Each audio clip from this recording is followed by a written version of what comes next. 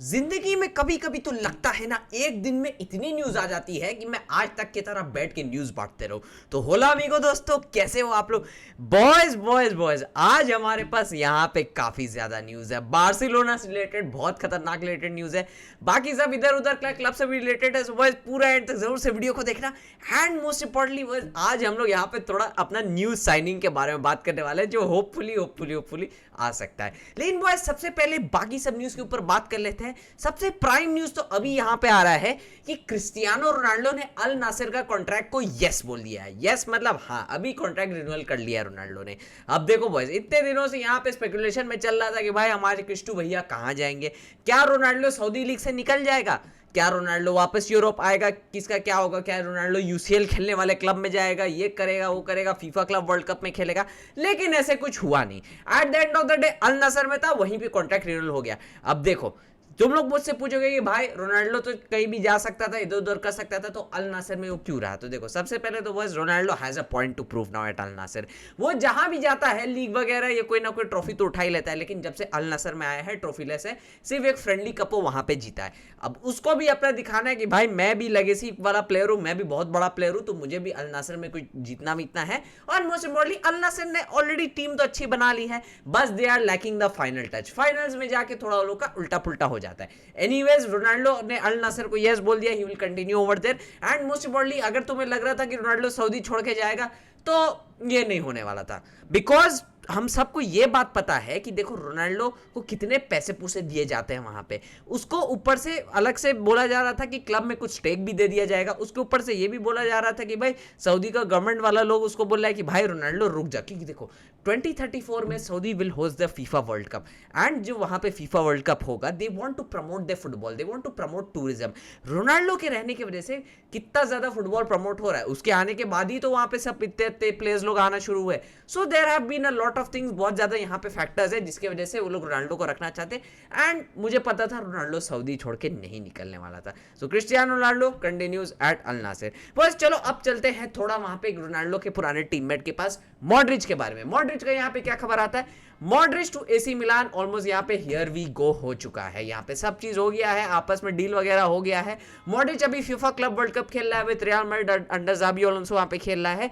जैसे ही ये FIFA Club World Cup end होगा, Modric will go to AC Milan. अब तुम मुझसे पूछोगे भाई साथ भाई, क्या मॉड्रिच का डिसीजन अच्छा है? I would say no, this is not a good decision for Modric. I know Modric अभी भी टॉप लेवल पे खेल सकता है, 1-2 ईयर्स में भी, 3 ईयर्स भी, जिस तरीके का वो प्लेयर है। But the thing is boys, if you retire at the top of your career, एकदम टॉप पे, then it is something else. Toni Kroos को ना एक बुक लिखनी चाहिए कि how to retire when it's time to retire, क्योंकि वो एकदम अपने टॉप पे रिटायर करके गया था। टोनी क्रूज के तरह भी रिटायरमेंट अगर मॉड्रिच ले लेता, that would have been better. ये सीजन तो बेचारा मैड्रिड में ट्रॉफीलेस गया है। FIFA Club World Cup is only hope यहाँ पे। लेकिन वही चीज है, अब वो फिर एसी मिलान में जाके एक नया चैप्टर शुरू करेगा। अब I hope he win something over there, and I hope he does very good over there, because भाई मॉड्रिच भाई के लिए सिर्फ यहाँ पे रिस्पेक्ट है बॉयज। नेक्स्ट चलो, अब थोड़ा यहाँ पे हम लोग चलते हैं आर्सेनल की तरफ, क्योंकि आर्सेनल ने यहाँ पे आर्टेटा को रिप्लेस करने के लिए, अपना गोलकीपर को राया के लिए बैकअप साइन किया है, या आर्टेटा के लिए आई डोंट नो। केपा को साइन कर लिया आर्सेनल ने। भाई केपा तुम्हारा आर्टेटा का असिस्टेंट का भी काम कर देगा, गोलकीपर का भी बैकअप का काम कर देगा। अब boys jokes apart, Kepa is a good keeper. हमें पता था बेचारा का निजी जिंदगी में बहुत ज्यादा यहाँ पे इशू चल रहा था, जिसकी वजह से वो थोड़ा आउट ऑफ फॉर्म वगैरह चला गया था, उल्टा फुल्टा हरकत कर रहा था चेल्सी में। बट देन फिर वो इधर उधर जाके now he is back to London, back to Arsenal. यहाँ पे यहाँ पे बेसिकली जो है वो डेविड राय को का बैकअप बन के आया है। ज्यादा तो खेलेगा नहीं, but I wish him all the best यहाँ पे। नाउ बॉयज चलो, अब चलते हैं थोड़ा मोनाको की तरफ, क्योंकि मोनाको यहाँ पे थोड़ा बवाल कर रहे हैं। आंसू फाटी टू मोनाको, यहाँ पे हियर वी गो हो चुका है। आंसू फाटी का लोन यहाँ पे है, मोनाको के पास एक बाय ऑप्शन भी है वहां पे। अगर वो लोग को अच्छा लगा वहां पे फाटी, देन वो लोग उसको खरीद भी सकते हैं। बस आई विश फाटी की वो जबरदस्त वहां पे खेले, बिल्कुल वहां पे बढ़िया से खेले। बिकॉज फाटी का जिस तरीके का करियर जाना चाहिए था, उस टाइप का तो गया नहीं। मतलब couldn't do it in Barcelona, showed us so many flashes of brilliance। Barcelona में नहीं हो पाया, ब्राइटन जाके ट्राई किया, वहां पे भी नहीं हो पाया। बट देन चलो, अब आई होप हियर मोनाको में he finds his legs back. 23 years का है भाई, अभी भी अगर वो बहुत बवाल कर सकता है अपने करियर में, तो आई होप कि यार वो कुछ वहां पे बढ़िया कर दे। लेकिन बस मोनाको यहाँ नहीं रुकती है, वो लोग पोग्बा को भी 2 ईयर डील पे यहाँ पे हियर वी गो कर चुके हैं। बस Pogba to Monaco, here we go हो चुका है, वो लोग पोग्बा को भी अपने मिडफील्ड में लेके आ चुके हैं boys. It will be finally so good to see Paul Pogba back in action. अब I know he won't be that same Paul Pogba that we are used to seeing, but then let's see boys. इतने दिनों बाद सुई हुई मार के आया है, कुछ तो बॉडी वॉडी एकदम खतरनाक लेवल का बना ही लिया होगा ना. But anyways boys, let's see Paul Pogba वहां पे क्या करता है. Now boys, let's come back home, let's come back to Barcelona. भाई बार्सिलोना में क्या चल रहा है, सबसे पहले तो मैं आपको एक अपडेट यहाँ पे दे दूं. यहाँ पे मायोर्का जो है वो पाब्लो टोरे को बहुत जल्द खरीदने वाली है. अब जैसे हम लोग बात कर रहे थे बॉयज कि हमें अपने टीम में डिपार्चर्स वगैरह चाहिए, तो पाब्लो टोरे का यहाँ पे न्यूज आ रहा है कि सबसे पहले मायोर्का उसको लेगी. अब आई वांटेड पाब्लो टोरे की यहाँ पे लोन पे जाए, बट द थिंग इज कि अभी मायोर्का उसको बाय कर रहे हैं, बट देन बार्सिलोना के पास एक बायबैक का ऑप्शन भी होगा यहाँ पे. अगर पाब्लो टोरे बहुत अच्छा लेवल का खेल जाता है तो बायबैक का ऑप्शन भी है. बट द थिंग इज, क्या we need one more midfielder. भाई हमारे पास ऑलरेडी इतने मिडफील्डर्स भरे हुए हैं, तो इतनी स्टैक्ड मिडफील्ड में पाब्लो टोरे आई डोंट थिंक यार अभी at this point of time जितना रॉ टैलेंट अभी वो है वो फिट नहीं कर पाता. वो बेचारे को गेम टाइम ही नहीं मिलता. It is good that he is going somewhere else, और वहाँ पे वो अपना मैच टाइम वगैरह कलेक्ट करेगा, यहाँ पे गेम टाइम कलेक्ट करेगा, अच्छे से खेलेगा, एक्सपीरियंस लेगा, एंड फाइनली अगर अच्छा खेल गया then hopefully he will be back to Barcelona. Now boys, आज का सबसे खतरनाक न्यूज के बारे में बात करते हैं. Barcelona is about to sign Rashford boys. ये बहुत ही मेरा क्रेडिबल जो एक सोर्स है उसके थ्रू मुझे ये न्यूज मिली है कि Barcelona will sign Rashford after they sign Nico Williams. Personal agreements तक हो चुका है बॉस. रैशफोर्ड से पर्सनल अग्रीमेंट्स हो चुका है. बोला जा रहा है कि सब बार्सिलोना का टीम, रैशफोर्ड का कैंप सब यहाँ पे बात किया है, आपस में सब अग्रीमेंट्स वगैरह हो गया है.